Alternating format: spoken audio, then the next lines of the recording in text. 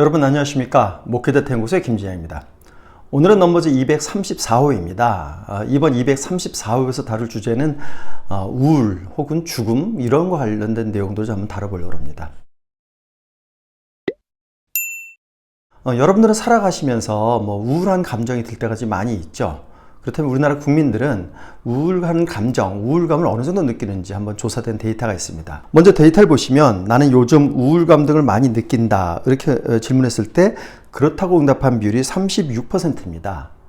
이제 우리가 우울감과 우울증은 좀 구별을 해야 되는데요. 우울증이라고 그러는 거는 정신적인 질환, 병에 가까운 것을 이제 우울증이라고 그러고, 우울감이라고 하는 거는 그보다 훨씬 더 완화된 형태로서 우리 일상적으로 살아가면서 느끼는 우울한 감정, 요 정도를 얘기하겠습니다. 이렇게 보면 3명 가운데 1명 정도가 우울감을 느끼고 있다 이렇게 응답을 하고 있는 거죠. 그럼 어떤 사람들이 더 우울감을 많이 느낄까요? 한번 살펴보겠습니다. 먼저 자녀 연령대를 보면 좀 유의미한 차이가 나타납니다. 특히 자녀가 미취학 자녀일 때 우울감을 느낀다고 하는 비율이 43%로 다른 연령대의 자녀를 둔 비율보다 훨씬 높습니다. 자, 그렇다면 우리 한번 생각해 볼 필요성이 있죠. 왜 미취학 자녀를 둔 부모들이 우울감을 많이 느낄까? 크게 두 가지로 생각할 수 있습니다. 첫 번째로는 다른 자녀들보다 특히 미취학 자녀일 경우에 부모가 이 자녀에게 쏟는 시간, 쏟는 관심, 열정, 노력 이런 것들이 굉장히 큰 거죠. 잠시도 아이에게서 눈을 뗄 수가 없는 겁니다. 그러다 보니까 본인 자신의 어떤 여유라든지 이런 삶을 즐길 수가 없게 되면서 우울감을 느낀다 이렇게 좀 추정할 수 있을 것 같습니다. 두 번째로는 이 자녀가 미취학 자녀일 경우에는 대개 부모가 사회생활을 한 지 얼마 안 돼 사회 초년병일 가능성이 높습니다. 30대 한 초중반, 후반 정도가 되는 거죠. 이런 30대 연령대는 대개 이제 직장에서 보면 직장에서 실무를 뛰는 가장 바쁜 세대가 되는 겁니다. 직장에서 여러 가지 실무를 뛰면서 정신없이 왔다 갔다 하다 보면 또한 본인이 내가 이게 이런 게 어떤 삶인가, 내가 정말 잘 살고 있나 이런 감정을 느낄 때도 많이 있고요. 이런 스트레스들이 이제 많이 몰려오게 됩니다. 그러면서 우울감을 느끼게 되는 것이다. 이렇게 그 두 가지 추정이 가능할 것 같습니다. 두 번째로 경제 수준에 따라서 우울감을 느끼는 비율이 달라집니다. 특히 경제 생활 수준이 어려운 편이다 이렇게 응답한 비율 가운데에서 51%가 우울감을 느끼고 있다고 얘기를 하는 겁니다. 이렇게 보면 일상적인 생활 속에서 경제적 상황이 어려울수록, 경제적 조건이 나쁠수록 우울감을 더 많이 느낀다 이렇게 볼 수 있겠습니다. 그렇다면 이런 어떤 그 우울감이 앞으로는 어떻게 나타날까요? 한번 미래의 우울감이 어떻게 나타날지 질문을 해봤습니다. 먼저 요즘 시대의 우울감의 등의 정서는 누구나 겪을 수 있는 감정이다라는 거에 대해서 87% 동의하는 겁니다. 그러니까 우리 사회에서 이만큼 우울감이라는 건 일반적이고 보편적이기 때문에 누구나 다 겪는 그런 감정이라고 하는 거죠. 그만큼 우리 사회가 우울감을 많이 느낄 만한 그런 조건을 갖춘 사회다 이렇게 해석할 수 있는 겁니다. 두 번째로는 앞으로 우리 사회는 우울증을 겪는 사람이 지금보다 더 많아질 것이다 이런 질문에 대해서 그렇다고 얘기하는 겁니다. 그렇다면 우울감을 주는 현대적인 조건들, 어떤 이런 조건들이 앞으로 완화되기보다는 더욱더 악화될 가능성이 높다라고 우리 국민들은 인식하고 있는 거죠. 그러다 보니까 앞으로 우울감은 더욱더 심해질 것이다라는 인식을 갖고 있는 겁니다. 그만큼 우울감을 느끼는 사회적 조건들이 우리 사회에 구조적으로 아주 뿌리 깊게 박혀 있다 이렇게 볼 수 있겠습니다. 두 번째로는 죽음에 대해 한번 생각해 보겠습니다. 우리가 살아가면서 힘든 순간이 되면 이제 죽음을 생각합니다. 이때 죽음은 꼭 자살을 얘기하는 건 아니고요. 죽고 난 다음에 세상은 어떨까? 차라리 지금 현실보다는 죽은 다음에 현실이 더 좋지 않을까? 더 편하지 않을까? 이런 생각들인 거죠. 이런 죽음에 대한 생각을 과연 어느 정도 하는지 살펴봤는데 그 비율을 보면 47%가 요즘 죽음에 대해서 생각하고 있다라고 이야기를 하고 있습니다. 거의 절반에 가까운 국민들이 죽음에 대해서 생각하고 있다는 겁니다. 죽음에 대해 생각하는 것은 아까 말씀드렸지만 꼭 자살만을 포함되는 것이 아니기 때문에 다양한 생각들이 그 가운데 포함되어 있긴 합니다만 그만큼 죽음이라는 것이 우리들 삶 속에서 깊이 들어와 있다 이렇게 봐도 무방할 것 같습니다. 그러면 죽음에 대해 생각하는 사람들은 특히 어떤 사람들인지 한번 살펴봤습니다. 먼저 성별을 보면 남성보다는 여성이 죽음에 대해서 더 많이 생각합니다. 여성은 50%가 죽음을 생각한다고 이야기를 하고 있는데, 아무래도 세상을 살다 보면서 남성과 여성의 차이가 조금 더 감성적으로 민감하냐, 민감하지 않느냐, 그런 차원에서 여성이 남성보다 조금 더 민감하기 때문에, 예민하기 때문에 이 죽음을 또 쉽게 생각할 수 있게 되는 그런 조건을 갖고 있는 것 같습니다. 다음으로 연령대를 보시면요, 30대와 40대가 특히 죽음 생각하는 비율이 높습니다. 40대는 한 52%, 절반을 조금 넘는 비율이었는데요. 30대와 40대는 어떤 연령대인가 한번 생각을 해보면, 아까 말씀드렸지만 우리 사회에서 가장 바쁘고 가장 열심히 살아야 될 연령대들이 30대와 40대인 겁니다. 그리고 그 성과가 언제부터 나타나기 시작하냐면 대개 40대에 들어가면서부터 성과가 나타나는 겁니다. 직장 생활 시작할 때는 처음에 대부분의 사람들이 거의 같은 수준에서 출발하게 되는 거죠.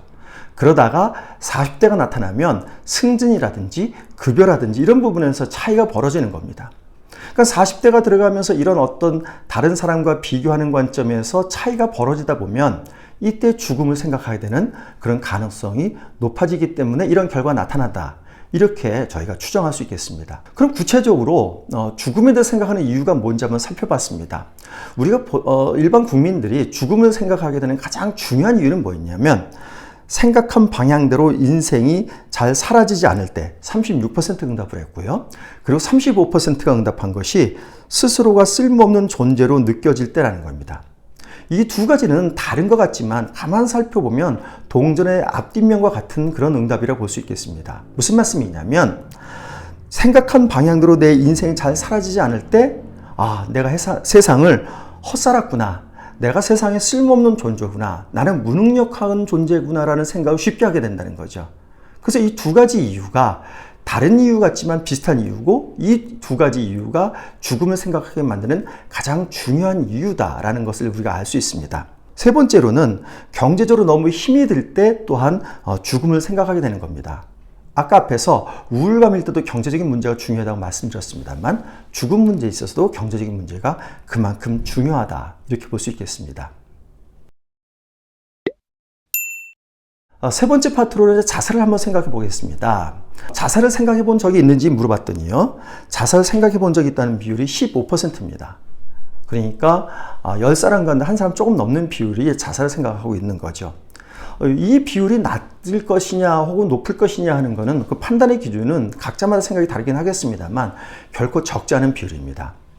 그리고 각 연령대별로 죽게 되는 그 죽음의 원인을 조사하게 되면요, 20대와 30대는 자살이 죽음의 제1원인인 겁니다. 40대부터 넘어가면 이제 질병도 나타납니다만, 이 30대는 그만큼 자살이라는 것이 아주 큰 이슈로 다가오는 거고, 젊은 세대의 자살이라는 것도 굉장히 빈도가 높게 나타나고 있다, 이렇게 볼 수 있을 겁니다. 이만큼 자살은 우리 사회에 흔한 그런 현상이 되었다고 해도 과언은 아닐 겁니다. 자살을 생각해 본 경험이 있느냐 물어봤습니다. 물어봤더니 여성이 남성보다 조금 높습니다. 한 3%포인트 높은데, 이건 뭐 오차범위 생각하면 차이는 별로 없다고 볼 수 있겠죠. 그런데 연령대를 보면 좀 차이가 나타나고 있습니다. 연령대를 보면 연령대가 높을수록 자살을 생각해 본 비율이 높아집니다. 특히 60대 이상이 되면 자살을 생각해 본 비율이 19%로 매우 높아지게 되고 있습니다. 그럼 이 연령대별로 이런 차이가 왜 나타날까요? 그거는 자살을 생각하게 된 이유가 뭔지를 살펴보면 아마 해답을 얻을 수 있을 것 같습니다. 자살을 생각하는 이유를 살펴봤더니요, 첫 번째 이유가 경제적인 어려움이라고 얘기를 하고 있습니다. 39% 응답을 했고요.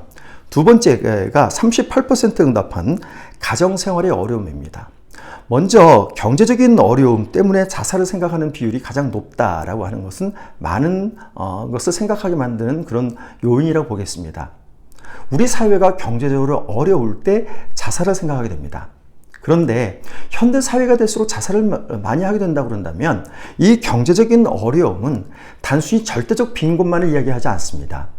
오히려 현대 사회에서의 자살은 절대적 빈곤이 아니라 상대적 빈곤에 의해서 자살에 대한 그 충동을 더 많이 느끼게 되는 겁니다. 다른 사람들과 비교했을 때 내가 뒤떨어졌을 때, 아, 나는 쓸모없는 존재구나 라고 하는 이런 마음들이 자살로 이끌어가는 그런 동기가 될 수 있다는 거죠. 두 번째로는 가정생활의 어려움입니다. 특히 가정생활의 어려움은 연령대를 보면 40대에서 가장 높게 나타납니다. 다른 연령대보다 40대가 절대적으로 가정생활의 어려움 때문에 자살을 생각했다, 이렇게 응답을 하고 있습니다. 40대라고 하는 그 특성은 제가 앞에서 말씀드렸습니다만 이때부터 사회적 격차가 벌어지는 거죠. 그리고 가정에서도 여러 가지 어려움이 나타나는 연령대가 40대입니다. 왜냐하면 30대 때 결혼을 해서 살아가다 보면 가족 간의 어떤 불화나 갈등이 있을 때 그걸 참다가 이제 그것이 노골화되는 그 연령대가 40대인 겁니다. 그래서 이혼율도 보면 40대가 가장 높습니다.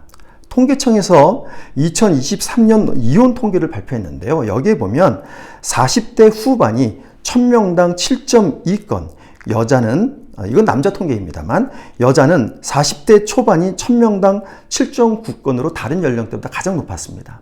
즉 40대에서 가정에서의 갈등이 이혼이라고 하는 극단적인 결과로 이어진다는 거죠. 바로 이러한 점들이 가정생활의 어려움이라고 나타난 거고, 이것이 자살을 생각하게 되는 이유로 작용하고 있는 것입니다. 자살을 생각한다고 해서 모든 사람이 자살을 하게 되는 건 아닙니다. 자살을 극복하게 되는 이제 그런 경우가 있는 거죠. 그럼 자살을 극복하게 되는, 자살 생각을 했음에도 불구하고 자살을 하지 않는, 자살을 극복하게 되는 그런 동기는 뭐가 작동될까요? 첫 번째 이유는 가족, 연인 등이 슬퍼할 것 같아서가 57%입니다. 두 번째로는 그냥 참는 겁니다. 다른 사람들과의 어떤 생각 없이 그냥 자살하면 안 되겠구나 라고 하는 것이 이제 그냥 참는 건데, 여기에는 여러 가지 동기가 또한 작용할 수 있겠죠. 우리가 여기서 생각해 볼 점은 뭐냐면, 자살을 극복하게 된, 자살 생각을 포기하게 된 이유로 가족, 연인 등이 슬퍼할 것 같아서라는 이유가 1위로 등장했다는 것을 주목해야 됩니다. 이 말씀은 무슨 말씀이냐면, 가족이나 주위 사람들과의 유대 관계가 강한 사람일수록 자살 생각을 한다 하더라도 자살로까지 이어지지 않을 가능성이 높다는 겁니다. 사회적으로 혹은 가정 내에서 고립된 사람일수록 자살 생각을 했을 때 자살로 결행할 그런 비율이 상대적으로 높아진다. 이런 의미가 이 결과에 담겨 있는 겁니다. 자살도 생각할 때 도움을 요청하겠느냐라는 것을 물어봤습니다. 이랬을 때 아무에게도 얘기하지 않았다, 이렇게 응답한 비율이 59%였고요. 친구나 이웃에게 그 도움을 요청했다, 이렇게 응답한 비율이 28%입니다. 그러니까 자살을 생각할 때 주위에서 도움을 요청한 경험이 하나도 없다라는 비율이 59%로 10명 중에 6명이나 될 정도로 상당히 높은 비율인 거죠. 그러니까 이 얘기는 무슨 얘기냐면, 평소에 자살을 생각할 때 도움을 요청할 수 있을 정도로 평소에 고민 등을 나눌 만한 상대들이 주위에 있는 사람이 자살을 상대적으로 더 쉽게 극복할 수 있다라는 것을 의미하는 그런 결과라고 볼 수 있겠습니다. 네, 이상으로 말씀을 한번 정리해 보겠습니다. 우선 첫 번째로는 현대 사회에서는 우울 혹은 정신적 건강이 그만큼 악화되고 있다라고 하는 점을 먼저 확인해야 됩니다. 그래서 우리가 육체적 건강을 위해서 노력하는 것처럼 우리가 정신적 건강을 위해서도 스스로 노력해야 될 필요성이 있다는 점을 첫 번째로 확인할 수 있습니다. 두 번째로는 자살은 단순히 어떤 개인의 어떤 감정의 문제로서 빚어지는 게 아니라 사회적인 결과다라는 점을 확인을 해야 됩니다. 사회적 빈곤이 심해질 때, 그리고 상대적 빈곤감을 느낄 때, 그리고 내가 사회에서 쓸모없는 존재라고 느낄 때 죽음이나 자살을 생각한다는 거죠. 그래서 정부에서는 이런 것을 방지하기 위한 사회적 제도나 정책들이 필요하다는 점을 두 번째로 확인할 수 있습니다. 세 번째로는 자살 방지를 위해서는 관계성의 측면이 중요하다는 겁니다. 내가 주위 사람들로부터 인정받는 존재, 내가 사랑받는다는 존재라고 하는 이런 인식이 있을 때 자살을 상대적으로 덜 생각하게 되는 겁니다. 뿐만 아니라 내 주변에 언제든지 내가 고민을 나누고 도움을 요청할 수 있는 만한 그런 밀접하고 친밀하고 깊은 관계를 가진 사람이 있다면 그 사람은 자살을 할 생각을 한다 할지라도, 그러나 그 자살을 결행하지 않고 자살로부터 빠져나오는 그런 충분한 동기가 될 수 있다는 점에서 우리가 이 부분의 문제, 즉 관계성의 문제를 깊게 생각해 봐야 될 것입니다. 이 관계성을 구축하는 어떤 사회적인 망 가운데 제일 중요한 망이 교회인 겁니다. 교회야말로 다른 사회적 어떤 기관보다 서로 사랑으로 얽혀진 관계를 강조하는 기관이기 때문에 교회 내에서 성도들과의 관계 속에서 이런 서로 사랑받고 사랑하는 이런 존재로서의 어떤 관계성을 맺을 때 더욱더 살아가는 정신적인 건강을 유지할 수 있고 자살과 죽음의 충동을 받지 않는 그런 조건을 갖출 수 있다. 이렇게 볼 수 있겠습니다. 내성으로 넘버즈 234호 설명드렸습니다. 다음 주에 찾아뵙겠습니다. 감사합니다.